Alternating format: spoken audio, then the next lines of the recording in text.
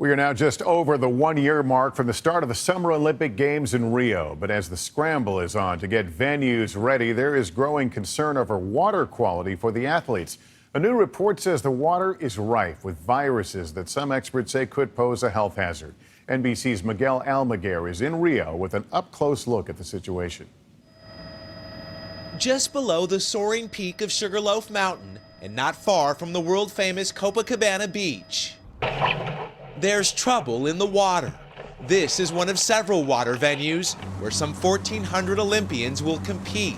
Biologist and environmental activist Mario Moscatelli says nearly 400 tons of garbage flow into Guanabara Bay every day.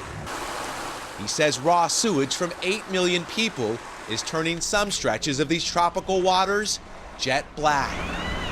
Oceanographer David Z says in the waters where sailors will compete, researchers found samples of so-called superbacteria that's resistant to antibiotics. Would you let your children swim in this water? No, for sure not. You know, the water is not safe enough. According to an investigation by the Associated Press, a single virus reading in a lake tested up to 1.7 million times what's considered hazardous on a Southern California beach. Brazilian officials challenged that report's methodology. The International Olympic Committee also said World Health experts found no significant risk to athletes, but neither the Brazilian government or the IOC has tested for viruses, only bacteria.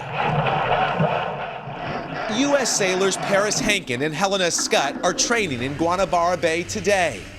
While their boat sailed into debris in Rio's waters last year, they say that's not uncommon in regattas all over the world. I haven't gotten sick, Helena hasn't gotten sick. No problem so far.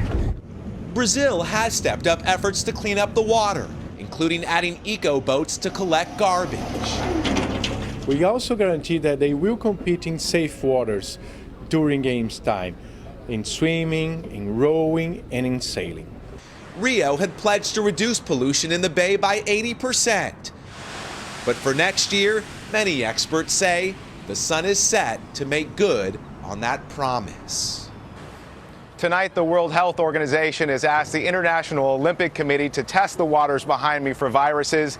This, as the International Sailing Federation says they too will conduct their own tests for viruses. Everyone trying to keep the Olympians safe and the 350,000 tourists who are expected to flock to this area in 1 year's time.